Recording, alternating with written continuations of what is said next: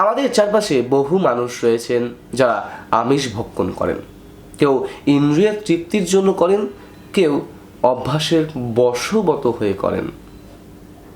কয়েকদিন আগে আমার কাছে একটা প্রশ্ন খুবই জোরালোভাবে আমাকে আঘাত করেছিল যে হিন্দু ধর্মের কোন শাস্ত্রে বলা আছে যে মাছ মাংস খাওয়া নিষেধ।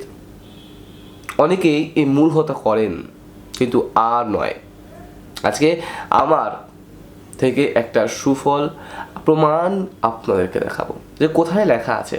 প্রমাণ নিয়েই বসে আছি, আপনারা স্ক্রিনে পেয়ে যাবেন।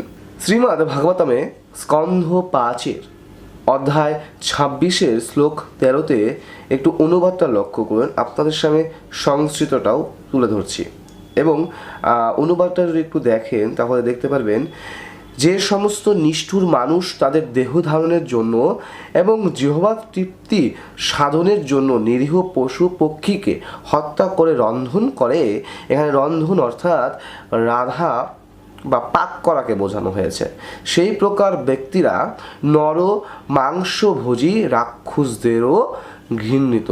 নর মানে মানুষ, যারা মানুষের মাংস ভক্ষণ করেন।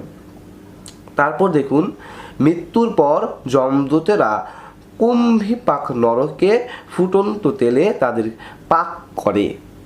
এখন এখান থেকে কিন্তু পুরোপুরি প্রমাণিত যে হিন্দু ধর্মে বলা হয়েছে, হিন্দু ধর্মের শ্রীমদ্ ভাগবতমের স্কন্ধ 5 বলা হয়েছে যে মাছ মাংস খাওয়া পাপ, এবং এই পাপের শাস্তি কি? তেলে গরম করা। তো আপনারা কি শুনতে পারলেন, কি বুঝতে পারলেন, আমাকে কমেন্টে জানাবেন। এরকম অনেক মূর্খ আপনার কাছে এরকম প্রশ্ন করতে পারে, সে প্রশ্ন স্বরূপ আমার এই ভিডিওটি আপনারা তাদেরকে প্রমাণ স্বরূপ দেখাতে পারেন। তো আজ এই পর্যন্তই, দেখা হবে পরবর্তী ভিডিওতে। বাই। তার আগে সাবস্ক্রাইব করতে ভুলবেন না।